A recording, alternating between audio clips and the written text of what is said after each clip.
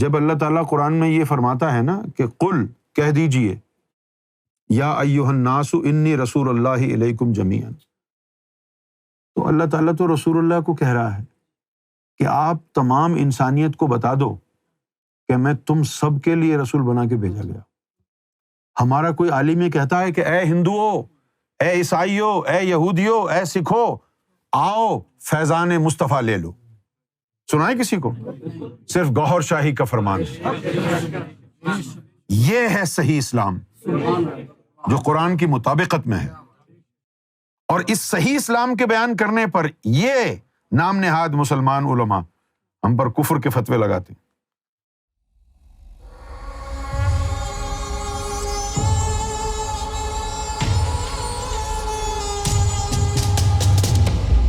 قرآن میں سورہ انبیاء میں اللہ نے فرمایا وَمَا أَرْسَلْنَاكَ إِلَّا رَحْمَةً لِلْعَالَمِينَ۔ پھر سورۃ الاعراف میں اللہ نے فرمایا قُلْ يَا أَيُّهَا النَّاسُ إِنِّي رسول اللہ الیکم جمیعاً، یعنی اللہ کے مطابق تو محمد رسول اللہ تمام انسانیت کے لیے، لیکن ہمارے علماء مفتیان نظام کے رویے سے لگتا ہے مسلمانوں کے علاوہ کوئی بھی محمد صلی اللہ علیہ وسلم کا نام اسلام کی بات نہیں کر سکتا۔ یہ ناانصافی کیوں ہے؟ تو یہی بات تو ہم سمجھاتے رہتے ہیں بیٹے، یہ ناانصافی نہیں ہے، یہ جہالت ہے۔ یہ سمجھتے ہیں کہ دین ان کے باپ کی جو ہے نا میراث ہے، قرآن کا چلیپا کر دیا ہے۔ جب اللہ تعالیٰ قرآن میں یہ فرماتا ہے نا کہ قل کہہ دیجئے یا ایھا الناس انی رسول اللہ الیکم جمیعاً، تو اللہ تعالیٰ تو رسول اللہ کو کہہ رہا ہے کہ آپ تمام انسانیت کو بتا دو کہ میں تم سب کے لیے رسول بنا کے بھیجا گیا۔ ہمارا کوئی عالم یہ کہتا ہے کہ اے ہندوؤں، اے عیسائیوں، اے یہودیوں، اے سکھوں، آؤ فیضان مصطفیٰ لے لو، سنائے کسی کو؟ صرف گوہر شاہی کا فرمان۔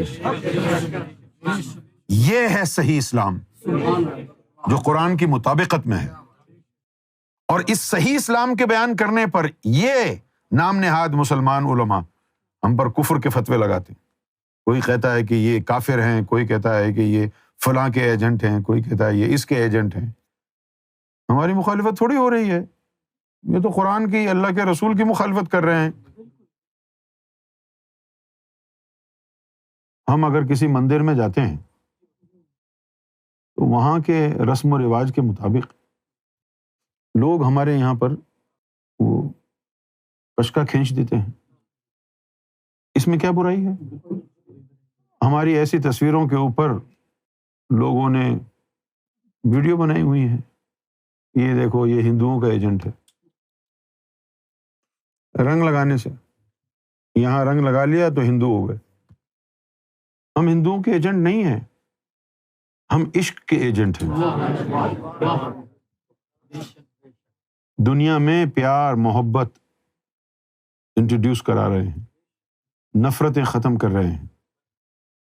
جو اہل دل لوگ ہیں، کسی بھی دین کسی بھی دھرم کے ہوں، ان کو جوڑ رہے ہیں۔ اللہ تعالیٰ نے کسی نبی کو، کسی رسول، کسی ولی کو کسی اور مقصد کے لیے نہیں بھیجا سوائے اس کے کہ وہ لوگوں کے دلوں کو جوڑے، نفرتوں کو ختم کرے۔ سب اللہ کی مخلوق ہے، ہندو ہو، مسلم ہو، سکھ ہو، عیسائی ہو، کوئی بھی ہو، ہم تو سب سے پیار کرتے ہیں۔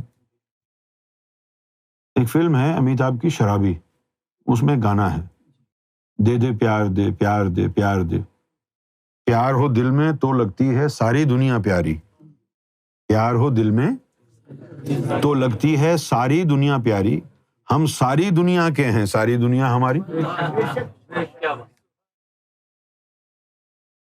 اب یہ تو ایک عام سی بات ہے نا، قرآن مجید میں ایک اسٹیٹمنٹ آ گیا کہ بھئی کہہ دو انسانیت کو کہ میں تم سب کے لیے اللہ کی طرف سے بطور رسول آیا۔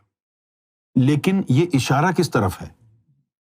یہ اشارہ اس طرف ہے کہ حضور صلی اللہ علیہ وسلم رسول بھی ہیں اور نبی بھی ہیں۔ بطور نبی حضور صلی اللہ علیہ وسلم باقی تمام مذاہب میں تجدید کرنے آئے تھے۔ تو جب یہ کہا جاتا ہے کہ رسول اللہ تمام مذاہب کے لیے ہیں، اس سے مراد یہ ہے کہ رسول اللہ تمام جو بگڑ گئے ہیں مذہب، ان کو ریپیئر کریں گے.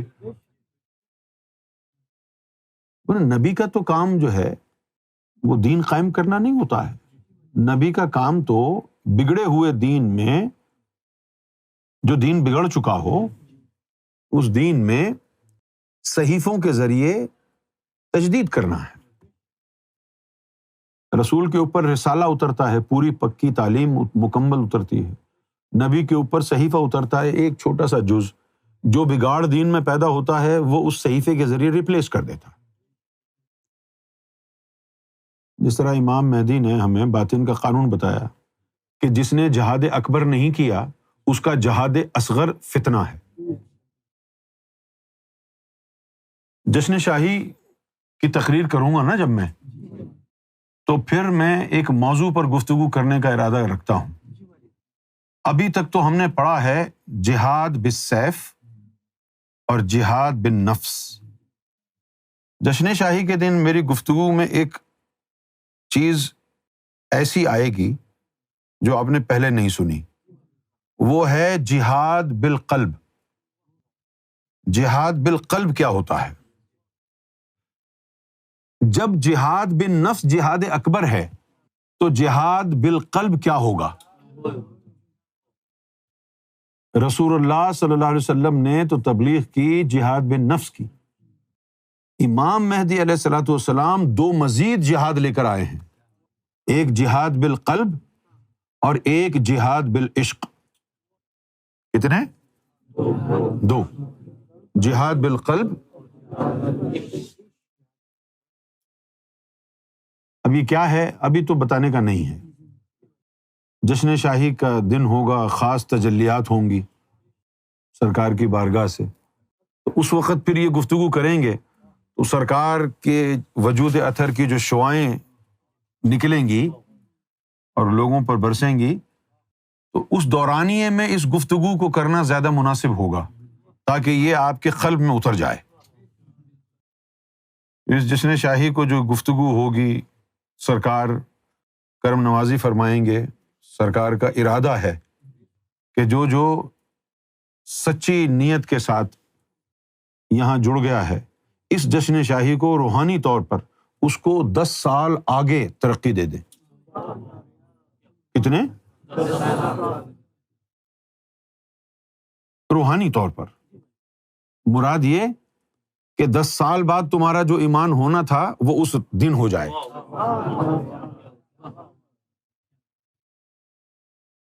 ان باتوں کے بارے میں تو بیٹا ہم کہتے رہتے ہیں، ہم تو یہ بھی کہتے رہتے ہیں کہ اللہ تعالیٰ نے یہ نہیں کہا تھا کہ غیر مسلموں کو مکۃ المکرمہ داخل نہ ہونے دو. اللہ تعالیٰ نے قرآن مجید میں جو فرمایا ہے وہ ہے کہ مشرکوں کو داخل نہ ہونے دو. کیوں؟ اللہ تعالیٰ نے فرمایا کہ وہ جو ہے غلیظ ہیں، ناپاک ہیں، اس وجہ سے منع کیا. اب انہوں نے جو ہے وہ کہا جی جو بھی کسی اور دین کا ہے وہ، کیونکہ ان کو مشرک ہی سمجھتے ہیں، کافر سمجھتے ہیں. یہ تو عیسائیوں کو بھی کافر کہتے ہیں. اب ان گدھوں کا کون علاج کرے گا؟ گدھے نہیں ہیں یہ. سارے نبیوں پر ایمان لاتے ہو، مسلمان ہونے کے ناطے ساری کتابوں پر ایمان لاتے ہو، انجیل پر ایمان لاتے ہو، توریت پر، زبور پر ایمان لاتے ہو، اور پھر ان کے ماننے والوں کو کافر بھی کہتے ہو. تم سے بڑا گدھا کون ہے؟ گدھے نہیں ہو بھائی. ان کے نبی کو بھی مان رہے ہو، ان کے دین کو بھی مان رہے ہیں، اور پھر کہہ رہے ہو کافر بھی ہیں. یہ کیا بات ہوئی؟ پھر کہتے ہیں نہیں یہ اس وقت جب شروع میں تھے تب ٹھیک تھے، اس کے بعد ان میں فرقے بن گئے، یہ سب کافر ہیں. فرقے میں تم میں بھی بن گئے، تم بھی کافر ہو گئے. ان میں 72 بنے، تم میں 73 بن گئے. ان سے بڑے کافر تو تم ہو. یہ حضور کی حدیث ہے نا کہ یہودیوں میں 72 فرقے بنے، میری امت میں ایک زیادہ بنے گا، 73 بنیں گے. یہ تو حدیث ہے. میں اسی لیے کہتا ہوں تمہارا کوئی اور عمل اس عمل کے برابر نہیں ہو سکتا. کون سا عمل؟ اس مشن کو، سرکار گوہر شاہی کی تعلیم کو آگے بڑھانے کا مشن، سرکار گوہر شاہی کی عظمت کو آگے بڑھانے کا مشن. کیونکہ اس مشن کو آگے بڑھانے سے اندھیرا جائے گا جہالت کا، روشنی آئے گی، نور آئے گا علم کا. لوگوں کو پتہ چلے گا حقیقت کیا ہے. اس سے بڑا کوئی جہاد نہیں ہے. اس مشن کو آگے بڑھانا اس سے بڑا کوئی عمل نہیں ہے. کو آگے بڑھائیں زیادہ سے زیادہ.